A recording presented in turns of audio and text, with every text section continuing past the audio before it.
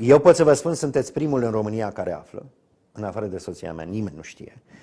Eu încă fac parte în celebrul grup, suntem aproape 7.000 de oameni pe această planetă, celebrul grup de studiu al morții. Eu am fost șeful primei etape. Ce înseamnă asta? Studiul fenomenului morții. Așa. Și n-am să spun decât atât. Sunt omul care poate să vă spună ceea ce știe și nu ceea ce crede despre moarte. Despre extraterestri. Păi spuneți. E un singur lucru. Moartea este un fenomen ca și viața pe care mintea umană nu poate să o definească. În interiorul celor 9 luni de lăuzie, copilul nu știe că este viu sau mort. Când se naște, nu știe că este viu sau mort. Când moare, nu știe că este viu sau mort. Viața și moartea nu sunt noțiuni intrinseci, construite în sistemul de viață uman. Cineva a trebuit să vină să ne spună că după naștere suntem în viață.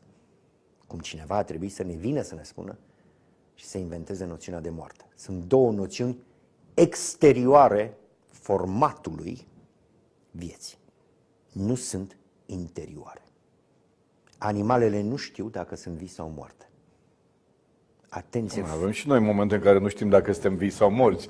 Nu despre exact. asta e vorba. Nu, în sensul de celulă. Deci, practic, spune cineva, ești viu sau ești mort. A venit cineva și a spus, asta e formă de viață. Atenție, pe această planetă există viață. Că era monocelulară, multicelulară, bicelulară.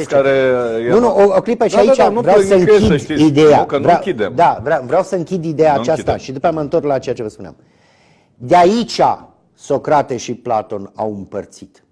Și de aici Socrate și Platon și-au dat seama că nu venea din mintea lor filozofia, că era o transmisie, că era naturală, că era parapsihotică, că era psihotică. Poezia, din punctul meu de vedere, atunci când vine vorba de marea poezie și mare poeție a lumii, este transmisă. Da, e transmis.